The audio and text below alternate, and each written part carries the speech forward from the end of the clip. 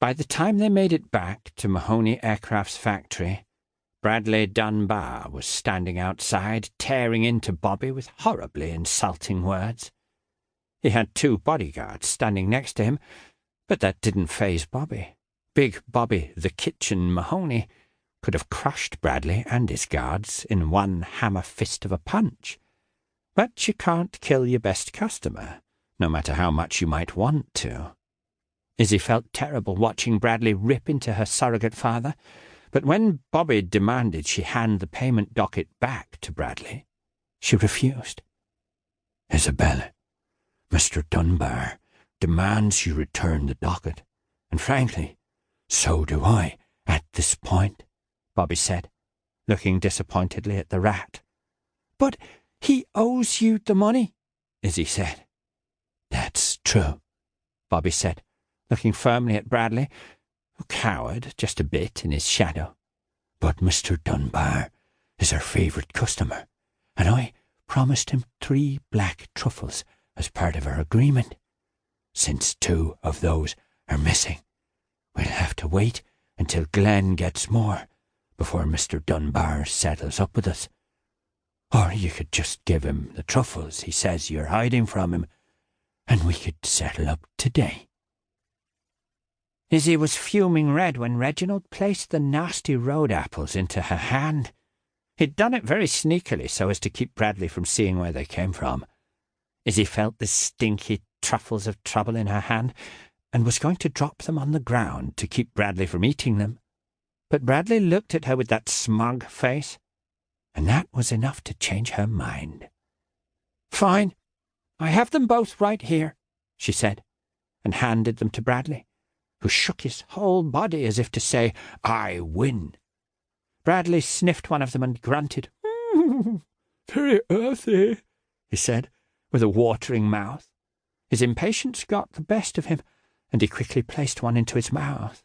He didn't even give it time to simmer before he swallowed it, and then sniffed the next one with a deep draw into his nostrils.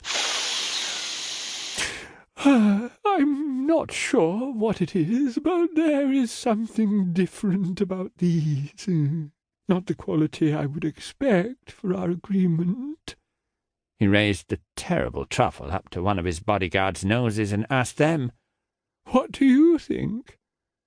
"Well, sir, Mr. Dunbar, I'm not really a fan of mushrooms ever since the creeping mould," the guard said. He held it up for the other one to smell. "Well, is this a quality truffle or not?" The man sniffed it. "Smells like a horse nugget to me, Mr. Dunbar." Bradley chuckled at his guards. "You unrefined prudes.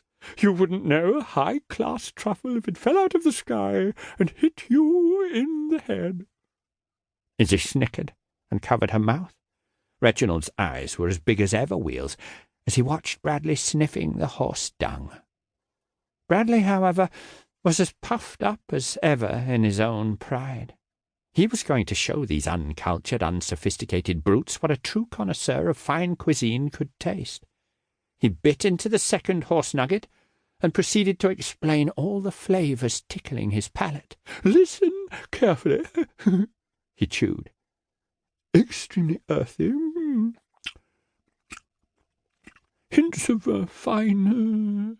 He paused for a moment. "Fine grains. Very strange indeed." He continued to chew. "It has an almost grassy flavour on the back end, and maybe a bit of..." He stopped suddenly, as his eyes grew enormous, then shot a piercing gaze directly over at Izzy, who could barely contain herself. He glanced at his bodyguards, one of whom had a tiny drop of blood forming at his bottom lip as he bit it so hard to keep from busting a gut and losing his job. No one was going to get the upper hand on Bradley Dunbar, so with a grimaced face and horrible throated response, he gave his final assessment of the rare truffle. "Truly fine specimen of her." Suddenly, Bradley grabbed his mouth and went on a dead run for his chariot. He made it to the door, and his driver opened it just in time for Bradley to barf all over his own seat. To keep listening to this audiobook, I've left you a link in the description so you can do it, at no cost thanks to Audible's 30-day free trial.